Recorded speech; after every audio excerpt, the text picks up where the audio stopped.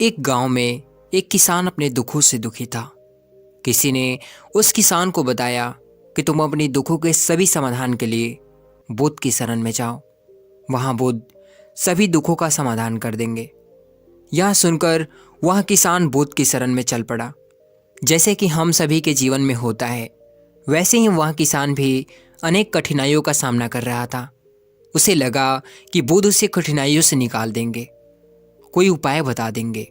वह बुद्ध के पास पहुंचा और उसने बुद्ध से कहा कि हे बुद्ध, मैं किसान हूं, मैं खेती करता हूं, लेकिन कभी भी वर्षा पर्याप्त नहीं होती और मेरी फसल बर्बाद हो जाती है। पिछले साल भी मेरे पास खाने को कुछ नहीं था और इस साल जब मैंने फसल बोई तो इस बार बहुत अधिक वर्षा हुई, जिसके कारण मेरे फसल की क्षति हो गई। अभी भी मेरे पास खाने को पर्याप्त नहीं है। बुद्ध उसकी बात शांतिपूर्वक सुनते रहे। किसान ने कहा, मैं विवाहित हूँ, मेरी पत्नी मेरा ध्यान रखती है, मैं उससे प्रेम करता हूँ, लेकिन कभी कभी वह मुझे परेशान भी कर देती है। कभी मुझे लगता है कि मैं उससे बोर हो गया हूँ और कभी मुझे लगता है कि अगर वह मेरे जीवन में ना होती तो अच्छा होता। मेरे बच्चे भी हैं, वो भले हैं, पर कभी कभी मेरी अवज्ञा कर देते हैं और तो वो मेरी बात नहीं मानते। मुझे ऐसा लगता है कि वो मेरे बच्चे ही ना हो। किसान ऐसी ही बातें बुद्ध से करता गया और अपने एक एक करके सभी कठिनाइयों को उसने बुद्ध को बताया। उसके जीवन में बहुत सारी समस्याएं थी। बुद्ध ध्यानपूर्वक उसकी इन समस्याओं को सुनते गए। बुद्ध ने बीच में एक शब्द न कहा, वह बताता चला गया। आखिरकार बताते बताते उसके पास बताने के लिए कोई और अधिक समस्या ना बची। अपना मन हल्का कर लेने के बाद वह चुप हो गया और प्रतीक्षा करने लगा कि बुद्ध उसे कुछ उपाय बताएंगे, लेकिन बुद्ध कुछ भी ना बोले। उसने बुद्ध से कहा, मैं आपके पास आया हूँ, क्या आप मेरी समस्या का समाधान नहीं करेंगे? बुद्ध ने कहा, मैं तुम्हारी कोई सहायता नहीं कर सकता। किसान ने अचंभित होकर कहा, ये क्या कह रहे हैं आप? सभी कहते हैं कि आप दुखों का निवारण कर देते हैं, तो क्या आप मेरी दुखों का निवारण नहीं करेंगे इसलिए कि मैं एक गरीब किसान हूं? बुद्ध ने कहा, सभी के जीवन में कठिनाइयां हैं, तुम्हारे जीवन में कोई नई कठिनाई नहीं है। ये कठिनाइयां तो सभी के जीवन में आती है और जाती है। कभी मनुष्य सुखी होता है और कभी दुखी होता है। कभी उसे पराये अपने लगते हैं और कभी कभी से उसे अपने भी पराये लगते हैं। ये जीवन चक्र है, इनसे कोई भी निकल नहीं सकता। वास्तविकता यह है कि हम सबके जीवन में 83 कठिनाइयाँ, मेरा, तुम्हारा और यहाँ हर व्यक्ति का जीवन समस्याओं से ग्रसित है। तुम इन 83 समस्याओं का समाधान नहीं कर सकते, कोई नहीं कर सकता है। मैं भी तुम्हारी इन समस्याओं का समाधान नहीं कर सकता। यदि कठोर कर्म करो और उनमें से किसी एक का उपाय भी कर लो तो उसके स्थान पर एक नई समस्या खड़ी हो जाएगी। जीवन का कोई भरोसा नहीं है। एक दिन जिन्हें तुम चाहते हो वो तुम्हें छोड़ देंगे और चले जाएंगे, और एक दिन ये जीवन भी तुम्हें छोड़ देगा और तुम भी यहाँ से चले जाओगे। जीवन का कोई भरोसा नहीं है। एक दिन तुम्हारे प्रियजन चल बसेंगे और एक दिन तुम खुद भी चल बसोगे। समस्याएं सदैव ही बनी रहेंगी। आज भी वैसी ही समस्याएं हैं जैसे कि 100 साल पहले थी या 1000 साल पहले थी। समस्याएं जस की तस ही रहेंगी और इन समस्याओं का कोई कुछ उपाय नहीं कर सकता है।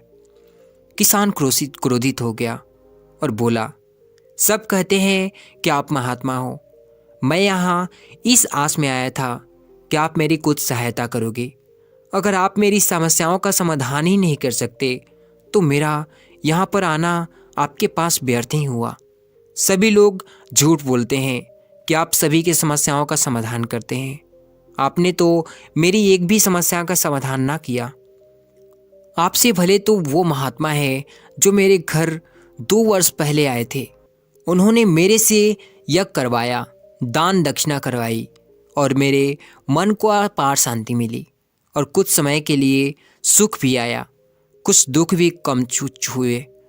लेकिन आपने तो मेरी किसी भी समस्या का समाधान ना किया, आपने तो सीधे मुझे मना कर दिया। बुद्ध ने कहा, क्या तुम्हारे वो सब करने से तुम्हारे सभी दुख समाप्त हो चुके हैं? क्या तुम आज उन सबसे भी अधिक दुख में नहीं पड़े हो? ये दुख कभी समाप्त नहीं होने वाले हैं। किसान ने कहा, तो क्या मैं यह मान लूं कि आप मेरी कोई मदद नहीं कर सकते और आप मेरी समस्याओं का हल निकाल नहीं सकते? यदि आप इतनी छोटी छोटी बातों का उपाय नहीं कर सकते तो आपकी शिक्षाएं किस काम की? बुद्ध ने कहा, मैं तुम्हारी 83 समस्याओं का समाधान तो नहीं कर सकता हूँ, लेकिन हाँ, मैं तुम्हारी 84 समस्या का समाधान कर सकता हूँ। किसान ने अचंभित होकर कहा, 84 समस्या? वह कौन सी समस्या है? बुद्ध ने कहा, वह यह है कि तुमने कभी भी नहीं चाहा कि तुम्हारे जीवन में कोई समस्या हो। इसी समस्या के कारण सभी समस्याओं का जन्म हुआ है। अगर तुम इस बात को स्वीकार कर लो कि जीवन में समस्या आती ही है, सभी के जीवन में कोई ना कोई समस्या होती ही है। तुम सोचते हो कि तुम इस दुनिया में सबसे ज़्यादा दुखी हो और तुम्हारे जितना कोई और दुखी नहीं है, तो अपने आसपास देखो कि जितने लोग तुम्हारे आसपास है, क्या वो तुमसे कम दुखी है? तुम्हें अपना दुख बड़ा लगता है, जबकि तुम्हारे आसपास रहने वाले सभी को अपना दुख बड़ा लगता है। इस दुनिया में सभी को अपना दुख बड़ा लगता है, चाहे दुख छोटा हो या बड़ा हो, लेकिन वो जिसके साथ घट रहा है उसी के लिए वो बड़ा होता है। हम किसी दूसरे के बारे में विचार नहीं करते, बहुत दूर के बारे में हम विचार तो बिल्कुल नहीं करते। कोई हमारा सगा संबंधी हो तो हम उसके बारे में थोड़ा विचार करते हैं, लेकिन अगर बात हम पर आ जाए तो हम बिल्कुल विचलित हो जाते हैं। अपने जीवन में कोई समस्या ना होने पर या सुख होने पर हम दूसरों को उपदेश देते हैं, और वैसे करो तो तुम्हारे जीवन में सुख आएगा। तो तुम इतना दुख करते हो? दुख आता है और जाता है, लेकिन जब यही घटना हमारे जीवन में घटती है तो हमें ये बातें समझ में नहीं आती। हम सिर्फ अपने दुख से दुखी रहते हैं। तो यही है वो 84 समस्या कि तुम ये चाहते हो कि तुम्हारे जीवन में कोई समस्या ना हो। यही इन समस्याओं की असली जड़ है। अगर तुम ध्यानपूर्वक देखोगे और समझोगे कि जीवन दुखों से और सुखों से हर प्रकार से भरा हुआ है, इसको तुम कभी भी नहीं बदल सकते। अगर तुम ये चाहते हो कि तुम्हारा जीवन हमेशा सुखी हो और सुख से रहो, तो ये भी संभव नहीं। और अगर तुम चाहते हो कि तुम्हारा जीवन हमेशा दुख से भरा हो, तो ये भी संभव नहीं है। अगर तुम ये चाहते हो कि तुम सुख और दुख से ऊपर उठ सको, तो ये संभव है। सुख और दुख को हम आने से नहीं रोक सकते, लेकिन सुख और दुख को हम पे कोई प्रभाव ना हो ऐसी व्यवस्था हम कर सकते हैं। तो मैं तुम्हारी 84वीं समस्या का समाधान कर सकता हूँ, बाकी 83वीं समस्याओं का समाधान हमारे हाथ में नहीं है। अगर तुम चाहते हो कि तुम्हारे जीवन में कोई समस्या ना हो, तुम्हें इस बात को समझना होगा कि जीवन में समस्याएं आती ही हैं, हमें उनसे विचलित नहीं होना चाहिए। वह किसान बुद्ध के चरणों में गिर पड़ा और बोला, हे बुद्ध, इतनी छोटी सी बात मैं आज तक समझ ना पाया। आपने इतनी छोटी सी बात में सरल शब्दों में मुझे समझा दिया। इसके लिए मैं आपका बहुत बहुत आभारी हूँ। अब मैं अपने जीवन को पूर्ण रूप से जीऊँगा और कभी सुख और दुख के फेर में पड़कर कभी अपना जीवन बर्बाद नहीं करूँगा। मुझे लगता है कि आप जीवन में इन सभी चीज़ों से ज़रूर कुछ सीखे होंगे। एक बार एक गुरु अपने आश्रम में कुछ शिष्यों को जीवन में अनुशासित रहने की शिक्षा दे रहे थे। उपदेश पूरा होने के बाद सभी शिष्य अपने कार्य में लग जाते हैं। तभी उनके पास एक शिष्य आता है और कहता है कि महात्मा जी, मैं इतनों दिनों से आपके उपदेशों को सुन रहा हूँ। आज भी आपने अनुशासन में रहने के ऊपर उपदेश दिया। मैं जानना चाहता हूँ कि हमारे जीवन में अनुशासन का क्या महत्व है। हम जो शिक्षा लेते हैं उसका संबंध हमारे बौद्धिक स्तर से होता है, तो फिर इसमें अनुशासन का क्या महत्व? क्यों हम शिष्यों को अनुशासन की इन जंजीरों से बांध दिया जाता है? इसका कारण क्या है? इस बात पर वो महात्मा उस शिष्य से कहते हैं, तुम्हारे इस प्रश्न का उत्तर मैं आज नहीं, फिर कभी और दूंगा। ये कहकर महात्मा वहाँ से चले जाते हैं। लेकिन शिष्य की उत्तर जानने के लिए बहुत उत्सुक था।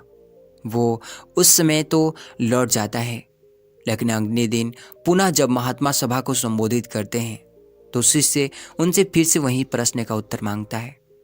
महात्मा फिर उसे कहते हैं कि आज नहीं कल इसका उत्तर दूंगा, और इतना कहकर उस सभा को समाप्त कर देते हैं। शिष्य पुनः शांत बैठ जाता है। अगले दिन जब फिर से सभी शिष्यों को उपदेश देने के लिए आते हैं तो वो भी फिर से उसी प्रश्न का उत्तर मांगता है। ये सुन वो गुरु उनसे कहते हैं कि बेटा आज नहीं कल मैं इसका उत्तर दूंगा। गुरु और शिष्य के बीच 7 दिन तक लगातार ऐसा ही चलता रहता है। इससे शिष्य को हैरानी होती है कि गुरुजी मेरी बातों को बार बार कल पर क्यों टाल देते हैं, और वो कल कभी आता ही नहीं। इस बात से वो नाराज हो जाता है और फैसला करता है कि मैं कल के सभा में जाऊंगा ही नहीं। जब उस सभा में गुरुजी ने देखा कि वो शिष्य कहीं दिखाई नहीं दे रहा तो बाकी शिष्यों से पूछते हैं कि वो शिष्य कहीं दिखाई नहीं दे रहा है। जब सभा पूरी होती है तो गुरुजी उस शिष्य के पास जाते हैं और वो देखते हैं कि वो कुटिया में आराम से लेटा हुआ है। जब वो गुरुजी को आते देखता है तो वो तुरंत उठकर बैठ जाता है। तब उससे गुरुजी पूछते हैं कि क्या हुआ वत्स, तुम आज सभा में क्यों नहीं आए? यह सुन शिष्य उनसे कहता है कि यदि आप मेरे प्रश्नों को उत्तर ही नहीं देना चाहते हो तो उस सभा में मेरे जाने का क्या मतलब बनता है, इसलिए मैं आपके सभा में शामिल नहीं हुआ। ये सब महात्मा कहते हैं कि मैं तुम्हारे सभी प्रश्नों का उत्तर अवश्य दूंगा, लेकिन आज नहीं कल हम सभी एक नगर की यात्रा पर जा रहे हैं। वहीं पर मैं तुम्हें तुम्हारे प्रश्नों के उत्तर दूंगा। ये सुनकर शिष्य को अच्छा लगता है और वो गुरु से कहता है कि ठीक है गुरुदेव, मैं भी अवश्य जाऊंगा। फिर अगले दिन महात्मा और उनके कुछ शिष्य किसी नगर की यात्रा पर निकलते हैं। चलते चलते मार्ग में एक नदी पड़ती है और वो सभी वहीं पर रुक जाते हैं और सभी हाथ पैर धोने लगते हैं। महात्मा उन सभी शिष्यों से कहते हैं कि कुछ समय तक आप सब यहीं विश्राम कर लो। सभी शिष्य उनकी आज्ञानुसार बैठ जाते हैं। तभी गुरुजी उस शिष्य को बुलाते हैं जो अपने प्रश्न को उत्तर जानना चाहता था और उससे कहते हैं कि ये देखो इस नदी को, इसमें कितनी ऊंची लहरें उठ रही हैं। ये सुनकर शिष्य उनसे कहता है कि जी हाँ गुरुजी, और ये देखने में भी बहुत अच्छी लग रही है। फिर महात्मा दोबारा उससे कहते हैं कि क्या तुम जानते हो कि इस नदी की यात्रा कहाँ से कहाँ तक होती है? ये प्रश्न सुन शिष्य उत्तर देता है कि हाँ महात्मन, यह नदी किसी दूसरे किनारे से शुरू होकर सागर में विलीन हो जाती है। ये सुन महात्मा कहते हैं कि अब ये बताओ कि यह नदी दूर दूर तक यात्रा करती है, लेकिन इस नदी के अगर दोनों किनारों ना होते तो क्या वो इतनी लंबी यात्रा कर पाती? इस प्रश्न के उत्तर पर शिष्य कहता है कि नहीं महात्मन, ये संभव ही नहीं है, क्योंकि बिना किनारे का इतनी लंबी यात्रा कैसे कर पाएगी? ऐसी परिस्थिति में तो नदी का सारा पानी अलग अलग हो जाएगा, सब जगह पानी बिखर जाएगा, साथ ही न जाने कितनी तबाही भी होगी। ये सुन महात्मा कहते हैं कि बताओ कैसी तबाही? शिष्य कहता है कि यदि नदी के पास किनारा नहीं होगा तो चारों तरफ केवल पानी होगा। जो किनारे द्वारा लोगों को जल मिलता है वो नहीं मिलेगा। कहीं बाढ़ आएगी, कहीं पानी ना जाने के कारण सूखा पड़ जाएगा, किसी की फसल खराब होगी तो कोई प्यासा रह जाएगा। न जाने कितनी ऐसी समस्याएं होंगी जिनके घर तबाह हो जाएंगे। ये सुन अब महात्मा कहते हैं कि यानी कि नदी के पानी के लिए किनारा अनिवार्य है। ये सुन शिष्य कहता है कि हाँ, नदी यदि अपने किनारे के सहारा चलेगी तो दूर तक जाएगी, लंबी यात्रा करेगी, हर किसी के पास पहुंचेगी। शिष्य की बात सुन गुरु कहते हैं कि तुमने बात बिल्कुल सही कही, मैं तुम्हारे इस उत्तर से पूरी तरह से संतुष्ट हुआ। ये सुन शिष्य कहता है किंतु अभी तक आपने मेरे प्रश्नों का उत्तर नहीं दिया।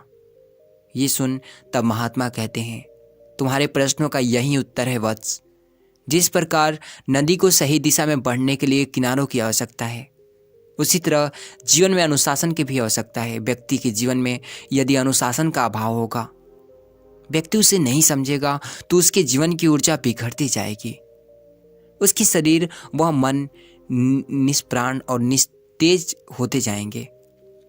यदि व्यक्ति अपने लक्ष्य की तरफ बढ़ना चाहता है, कुछ करना चाहता है, कुछ पाना चाहता है, तो उसके लिए केवल लक्ष्य पर ही ध्यान लगाना ही नहीं और अन्य चीज़ों पर भी ध्यान लगाना जरूरी है, जिससे धैर्य, एकता, साहस के साथ अनुशासन भी जरूरी है।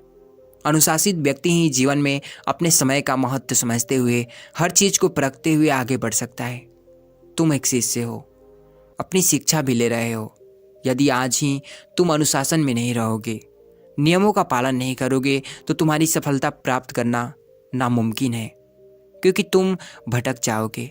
यदि तुम अनुशासन में रहोगे तो आसानी से विद्या को आत्मसात कर लोगे। अनुशासन हर व्यक्ति के जीवन में आवश्यक है। सुबह उठने से लेकर रात सोने तक का कार्य अनुशासन में करना आवश्यक है।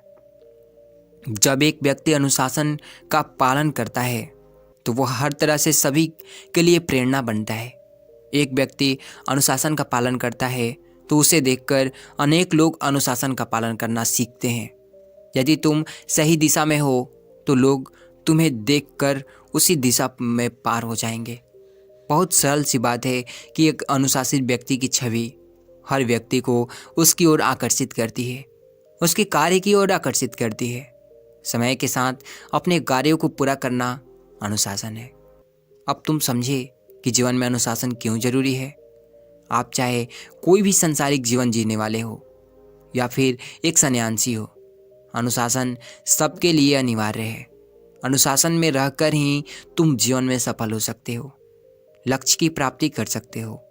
यह कहकर महात्मा अपनी बातों को पूरा करते हैं और यहाँ महात्मा की पूरी उपदेश सुन शिष्य को सारी बातें समझ में आ जाती है कि वो उसे क्या समझा रहे हैं, और वो पूरी तरह से खुश और संतुष्ट होकर महात्मा के साथ यात्रा शुरू करता है।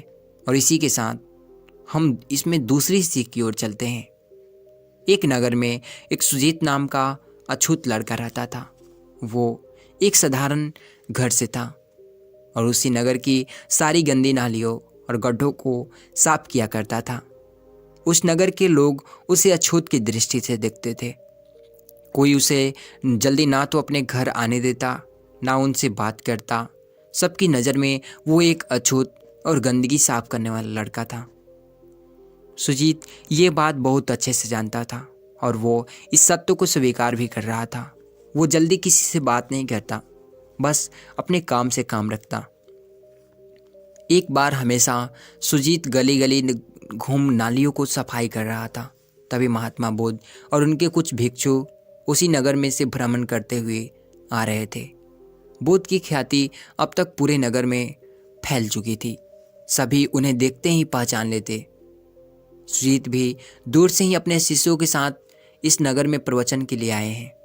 वो वहाँ से हट जाता है और बुद्ध आगे बढ़ने लगता है। सुजीत के मन में बुद्ध को देख के ये ख्याल आ जाता है कि बुद्ध तो एक राजघराने से हैं, वो बहुत ही उच्च कुल के हैं। कहाँ मैं अछूत, मुझे तो बुद्ध के सामने भी नहीं जाना चाहिए।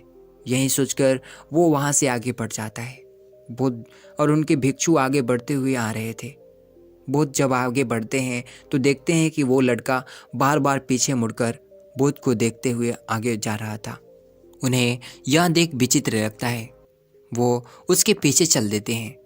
बुद्ध को अपने पीछे आते देख वो चिंतित हो उठता है कि वो क्यों उसके पीछे आ रहे हैं। उन्हें तो मेरे साये से भी दूर रहना चाहिए। इसी सोच में वो जल्दी जल्दी कदम आगे बढ़ाते जा रहा था। बुद्ध अब ये समझ गए थे कि जरूर कोई तो बात है, तभी तो ये लड़का मुझे देखकर भाग रहा है। वो उसी के पीछे जाते हैं। जल्दी भागने के चक्कर में वो नदी किनारे पहुंच जाता है। उसे स्वयं पता नहीं चलता कि वो बहुत दूर आ गया है। वो नदी के पास पहुंचता है तो देखता है कि आगे रास्ता ही नहीं है। वो बिना कुछ सोचे समझे नदी के पानी में जाकर बैठ जाता है और यह देख बुद्ध और उनके भिक्षु बहुत हैरान हो जाते हैं। भूत सुजीत से कहते हैं कि पुत्र बाहर आ जाओ। यह सुन सुजीत कहता है कि मैं आपके सामने नहीं आ सकता। ये सुन भूत कहते हैं कि पहले तुम बाहर आओ, तब अपनी समस्या बताना। सुजीत कहता है कि नहीं, मैं आपके समक्ष आने की गलती नहीं कर सकता। बुद्ध सुजीत से कहते हैं कि मेरा तुमसे विनम्र निवेदन है, एक बार बाहर आ जाओ। बुद्ध द्वारा इतने प्रेम से किए गए आग्रह पर वो बाहर आकर बुद्ध के सामने सिर नीचे करके खड़ा हो जाता है। बुद्ध सुजीत की तरफ बड़े ध्यान से एक टक नज़र से देखते हैं। उसे काफ़ी देर तक निहारने के बाद उससे कहते हैं कि बताओ तुम भाग क्यों रहे थे। ये सुन सुजीत कहता है कि तथागत, आप एक उच्च कुल के बड़े घराने के राजकुमार हैं। आपके रक्त में एक उच्च खानदान का रक्त बह रहा है। यही नहीं, आपके पास शिष्य भी तो ऊंचे घराने के हैं, और मैं एक अछूत गंदी नाली साफ करने वाला। मेरा आपके सामने आना भी आप सबको पूरी तरह से अपवित्र कर देगा। मैं जानता हूँ कि आपके संग में केवल अच्छे वर्ग के भिक्षु हैं। सुजीत की बात सुन महात्मा बुद्ध मुस्कुराने लगते हैं और वो सुजीत के समक्ष जा उनके सिरों पर हाथ रख देते हैं। ये देख सुजीत भावुक हो जाता है, क्योंकि किसी ने पहली बार उसे स्नेह भरी नज़रों से हाथ रखा था, ना कि उसे अछूत कहकर उसका तिरस्कार किया था। ये देख वो उनके चरणों में गिर जाता है और कहता है कि हे बुद्ध, कृपया आप मुझे भी दीक्षा दीजिए। मैं भी आपका अनुयायी बनना चाहूँगा। कृपया इस तुच्छ अछूत पर कृपा करें। यह सुन बुद्ध कहते हैं कि मैं तुम्हें स्वयं के संग में शामिल करूँगा, लेकिन उससे पहले स्वयं को ये अछूत कहना बंद करना होगा। तुम स्वयं को सबके सामने सबके सम्मान मानो।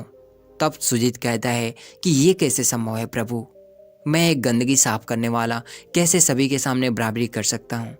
यह सुन बुद्ध कहते हैं कि यही तो गर्व की बात है। लोग तो अपने घर की सफाई करते हैं, वहाँ की गंदगी फेंकते हैं, लेकिन तुम तो सबकी गंदगी साफ कर रहे हो। तुमसे बड़ा कौन है? तुम स्वयं एक अच्छा काम कर रहे हो। सभी को तुमसे प्रेरणा लेनी चाहिए, क्योंकि वो ऊंच होकर। बहुत समय पहले की बात है। एक नगरी में एक युवक रहता था। वह युवक अत्यंत परेशान और नाराज रहता था। उसकी नाराजगी इस हद तक बढ़ चुकी थी कि वो हर किसी को गलत नज़र से ही देखता था। उसे हर कोई गलत नज़र आता था। वह दूसरों को गलत और अपने आप को हमेशा एक सही इंसान मानता था।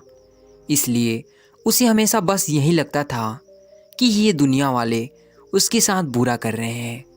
उसे हर एक व्यक्ति बुरा ही लगता था, फिर चाहे वो व्यक्ति उसके साथ कितना भी अच्छा व्यवहार क्यों न करे, चाहे फिर वो उस व्यक्ति के साथ कितनी ही अच्छे से बर्ताव क्यों न करे, लेकिन उस व्यक्ति को केवल सभी में बुराइयां ही नजर आती थी।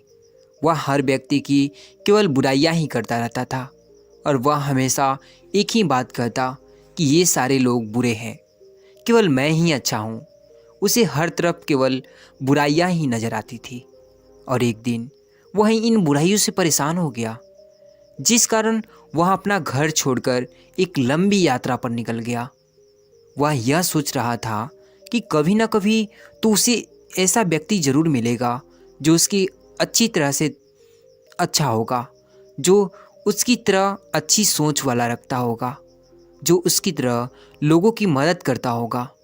कई दिनों के सफ़र के बाद अपनी लंबी यात्रा में जो भोजन अपने साथ उसने लिया हुआ था, वह भोजन अब समाप्त हो चुका था, जिस कारण उसे जोरों की भूख लगी थी। भूख के कारण वो इधर उधर भटकने लगा। भूख से उसका बुरा हाल हुआ जा रहा था। तभी उसे रास्ते में एक व्यक्ति नजर आया। वह व्यक्ति भी काफ़ी गरीब लग रहा था। वह उस व्यक्ति के पास गया और उस व्यक्ति से कहने लगा, मित्र, मुझे बहुत जोरों की भूख लगी है। क्या तुम्हारे पास खाने के लिए कुछ है? क्या तुम खाने की कोई व्यवस्था कर सकते हो? मैं बहुत दूर से चलता आ रहा हूँ, लेकिन अभी तक मैं अपने मंजिल पर नहीं पहुँच पाया हूँ और रास्ते में ही मेरा भोजन भी समाप्त हो गया, जिस कारण मुझे बहुत जोरों की भूख लगी है। यदि तुम मेरे लिए भोजन की व्यवस्था कर दो तो मैं तुम्हारा आभारी रहूँगा। वह दूसरा व्यक्ति बहुत गरीब था। उसके पास खाने के लिए केवल 2 ही रोटियां थी। उसमें से उसने एक रोटी उस व्यक्ति को दे दी। उस दूसरे व्यक्ति को बहुत जोरों की भूख लगी थी, जिस कारण वह उस रोटी को बहुत तेजी से खा गया और गरीब व्यक्ति की उस दूसरी रोटी को भी वह घूर घूर कर देखने लगा। और तभी वह व्यक्ति उस गरीब व्यक्ति से कहता है कि तुम्हारे पास 2 रोटियां थी, जिसमें एक रोटी मैंने खा ली। अब केवल तुम्हारे पास एक ही रोटी बची हुई है। इस एक रोटी से तुम्हारा पेट नहीं भर पाएगा, लेकिन यदि तुम वह रोटी मुझे दे दो तो मैंने पहले से ही एक रोटी खा रखी है। जब मैं वह दूसरी रोटी भी खा लूँगा तो मेरा पेट अवश्य भर जाएगा, इसलिए कृपया करके वो रोटी भी मुझे दे दो। इसका जवाब देते हुए वह गरीब व्यक्ति उससे कहता है, नहीं नहीं, यह 2 रोटियां मैंने अपने और अपने परिवार की लिए थी, जिसमें से मैंने अपने हिस्से की रोटी तुम्हें पहले ही दे दी है, और यह दूसरी रोटी मेरी बीबी और बच्चों के लिए है। अब मैं तुम्हें एक भी रोटियां नहीं दूंगा। उस गरीब व्यक्ति की यह बात सुनकर वह व्यक्ति कहता है, हे भगवान, यह दुनिया कितनी स्वार्थी है। मैं जानता हूँ सभी अपने स्वार्थ के लिए जीते हैं, कोई भी दूसरों की मदद नहीं करना चाहता।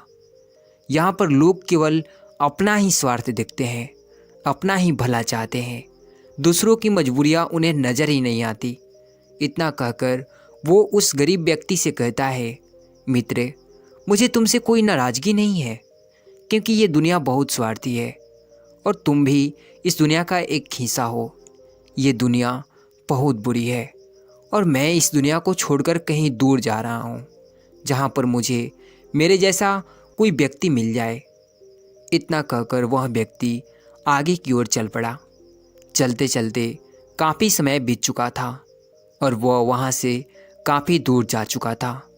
सूरज सर पर था और धूप अत्यधिक तीव्र थी। वह व्यक्ति अपने साथ जो पानी लेकर आया था वह भी अब खत्म ही हो चुका था और अब उसे जोरों की प्यास लगी थी। उस व्यक्ति ने इधर उधर देखा, लेकिन उसे पानी का कोई भी जरिया नज़र नहीं आया और ना ही कोई ऐसा व्यक्ति जो उसे पानी पिला सके। उसका गला सूखा जा रहा था, उसकी प्यास बढ़ती जा रही थी और दोपहर की वो कड़कती धूप अब बर्दाश्त नहीं हो रही थी उसे। वह काफ़ी थक चुका था, वो बेहाल हो चुका था। तभी अचानक उसी रास्ते में एक व्यक्ति नजर आया। वह जैसे तैसे किसी तरह से उस व्यक्ति के पास पहुंचा और दोस्तों उस व्यक्ति से कहने लगा कि मित्र, मुझे जोरों की प्यास लगी है, मेरा गला पूरी तरह से सूख चुका है। यदि मुझे तुम पानी ना मिला या पानी तुम मुझे अगर नहीं दे पाए तो मैं मृत्यु को प्राप्त हो जाऊंगा। यदि तुम्हारे पास पानी हो तो कृपया करके मुझे वो पानी दे दो, उससे मैं अपनी प्यास बुझा लूँगा। इस पर वह व्यक्ति जिसके पास पानी था वह उससे कहता है, नहीं नहीं, मेरे पास इतना ही पानी नहीं है कि मैं तुम्हें इसे दे सकूं। मेरे पास केवल एक घूंट पानी बचा हुआ है और वो भी मैं खुद ही पी जाऊंगा, तभी मैं अपने सफ़र को आगे जारी रख पाऊंगा। अगर मैंने तुम्हें ये पानी दे दिया तो मेरी यात्रा कभी भी पूरी नहीं हो सकेगी। अब यह पानी किसको मिलना चाहिए, यह तो इस बात पर निर्भर करता है कि किसकी ज़िंदगी ज़्यादा कीमती है, किसका मकसद ज़्यादा महत्वपूर्ण है। इसलिए तुम अपना मकसद बताओ। यदि तुम्हारा मकसद अच्छा हुआ, तुम्हारा मकसद महत्वपूर्ण हुआ, तो मैं यह पानी तुम्हें अवश्य दे दूंगा, ये मेरा वादा रहा। दोस्तों, तभी वह प्यासा व्यक्ति उस पानी वाले व्यक्ति से कहता है, मित्र, मैं एक लंबी यात्रा पर निकला हूँ। मैं किसी ऐसे इंसान को ढूंढ रहा हूँ जो मेरी तरह हो, जो मेरी तरह अच्छा सोचता हो, अच्छा बोलता हो और लोगों के साथ अच्छा व्यवहार करता हो। लेकिन अभी तक मुझे कोई ऐसा नहीं मिला, जिस कारण मैं इस यात्रा पर यूं ही चलता चला जा रहा हूँ। उस व्यक्ति की बात सुनकर पानी वाले व्यक्ति ने कहा, मित्र, मैं भी एक यात्रा पर ही निकला हूँ।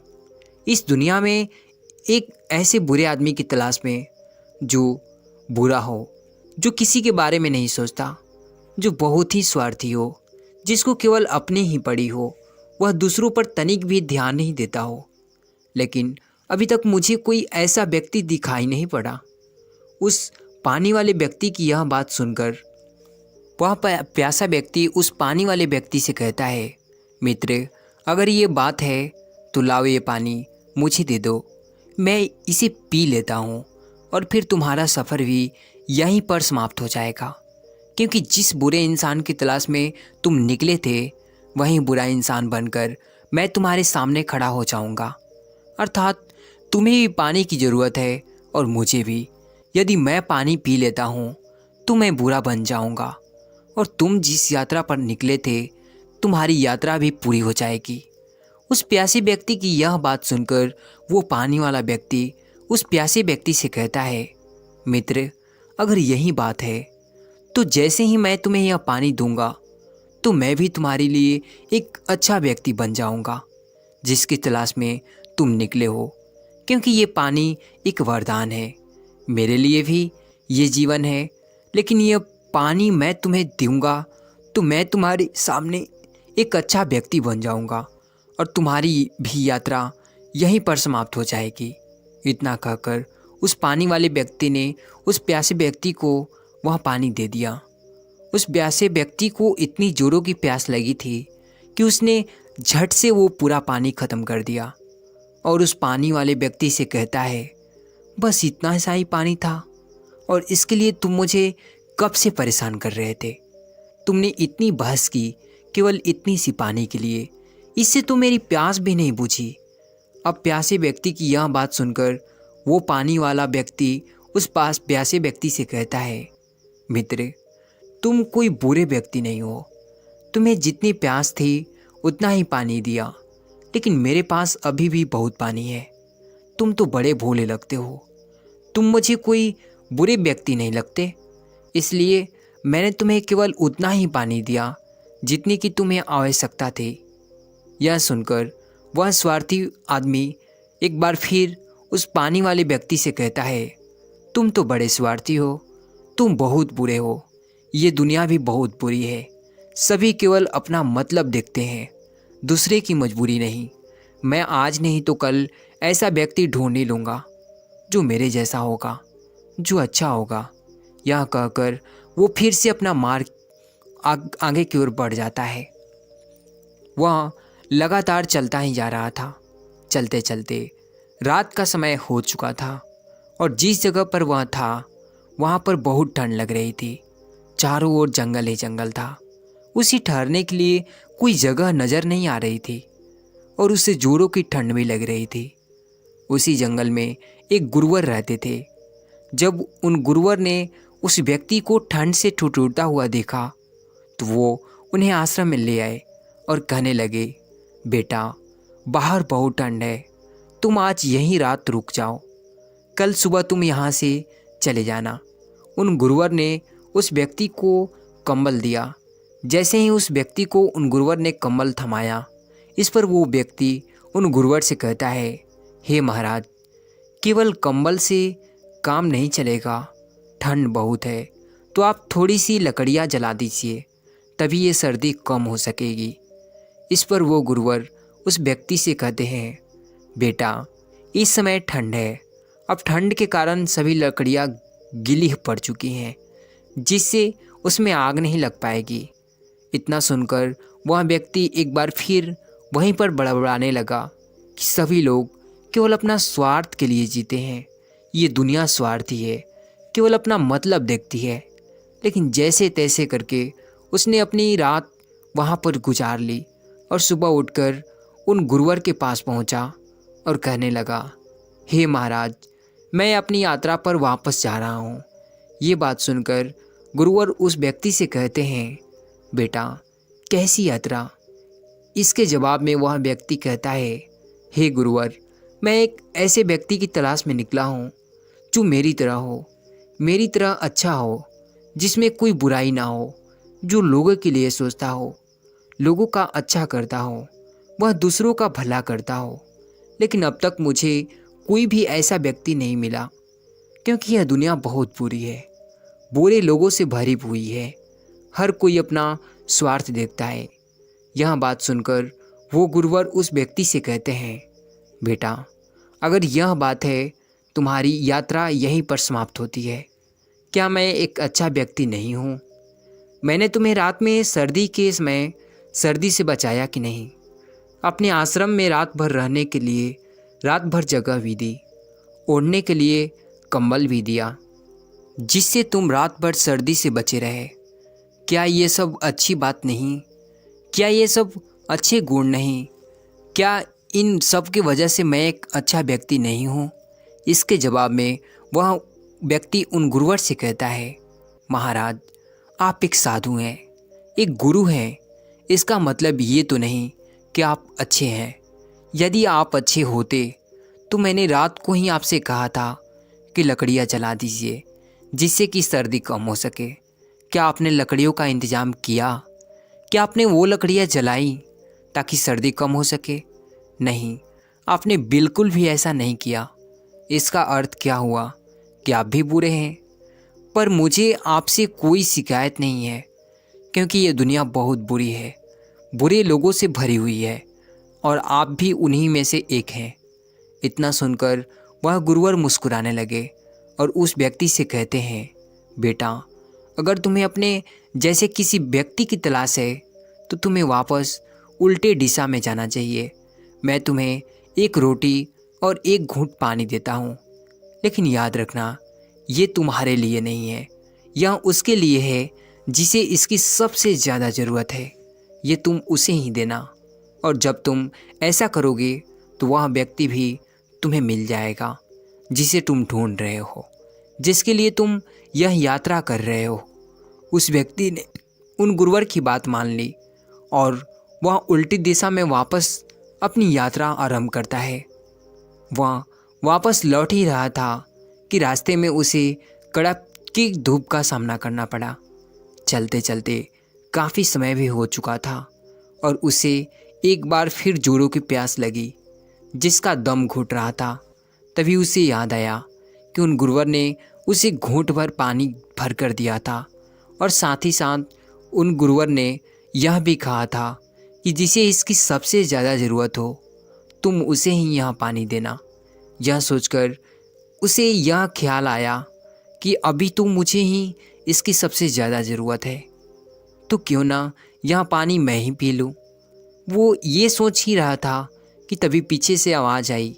उसने देखा तो उसके पीछे एक औरत खड़ी थी। वह रास्ता भटक चुकी थी और धूप भी कड़ाके की थी, जिस कारण उसे जोरों की प्यास लगी थी। वह उस व्यक्ति से कहती है, मान्यवर, कृपया करके थोड़ा पानी हो तो मुझे दे दीजिए। मुझे बहुत जोरों की प्यास लगी है, मेरा गला सूखा जा रहा है।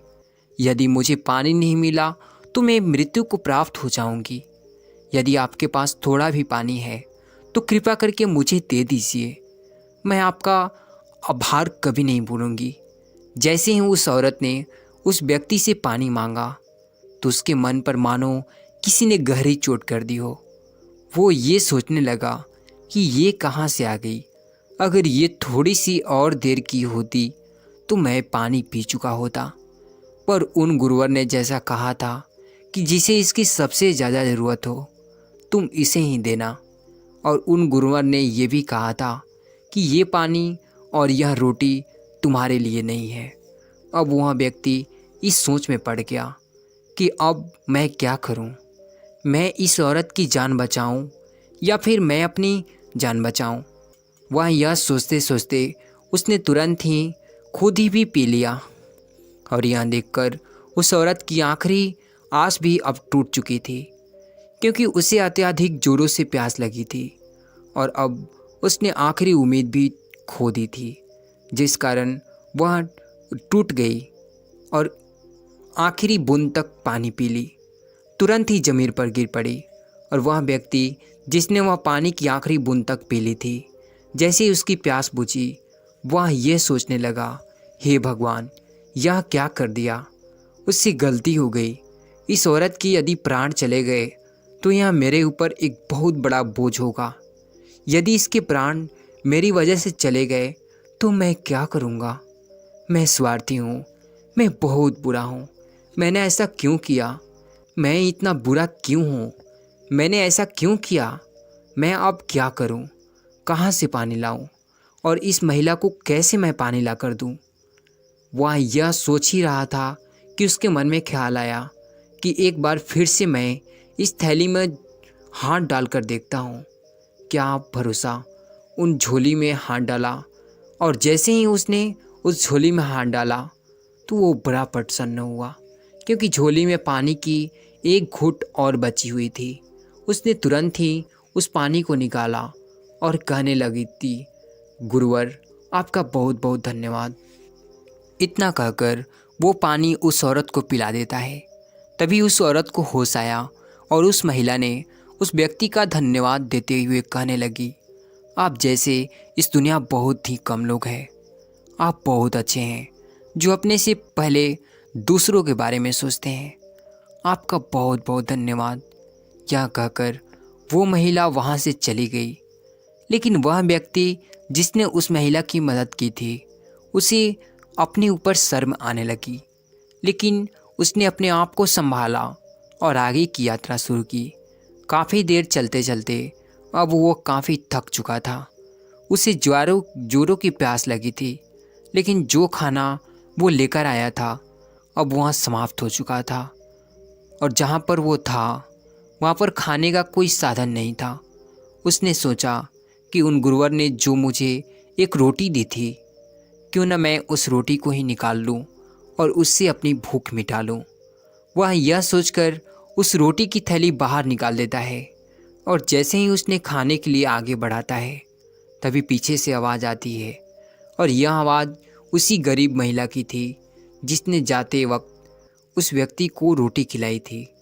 उस गरीब व्यक्ति ने अब दूसरे व्यक्ति से कहा, मालिक मेरा बच्चा भूखा है, उसे भूख लगी है, वह भूख के मारे बिलख रहा है, क्या आपके पास खाने के लिए कुछ मिलेगा? उस स्वार्थी व्यक्ति ने उस गरीब व्यक्ति को पहचान लिया और उस गरीब व्यक्ति से कहता है, मित्र तुम वही हो ना जिसने मुझे जाते वक्त रास्ते में रोटियां खिलाई थी? लेकिन उस वक्त मैं तुम्हारा धन्यवाद नहीं कर सका था, मुझे माफ़ कर देना। लेकिन अब भी मेरे पास केवल एक ही रोटी है और मुझे भी जोरों की भूख लगी है। तभी वह गरीब व्यक्ति ने उस स्वार्थी व्यक्ति से कहता है, मालिक भूख के कारण मेरी पत्नी इस दुनिया को छोड़ चुकी है और अब यदि मेरे बच्चे को खाना नहीं मिला तो वो भी मुझे छोड़कर चला जाएगा। उस व्यक्ति ने उस गरीब व्यक्ति की सारी बातें सुनी और उसने सोचा, हो सकता है शायद उन गुरुवर ने इस झोली में और भी रोटियां रखी हुई हो। वह यह सोचकर एक बार फिर से उस झोली में हाथ डाला, लेकिन अब की बार वह निराश हो गया, क्योंकि झोली में और कुछ भी रोटियां नहीं बची थी। अब वह क्या करे, उसे कुछ भी समझ नहीं आ रहा था। उसने सोचा कि शायद उस व्यक्ति ने शायद पहले ही एक रोटी मांगकर खा ली थी। हो सकता है ये उसी का बदला लेने मुझसे यहाँ पर आया है। हो सकता है झूठ बोलकर ये मुझसे यह रोटियां लेना चाहता है, इसलिए मैं इसके घर पर ही चलता हूँ और वहीं पर देखूँगा कि क्या यह सच कह रहा है या नहीं।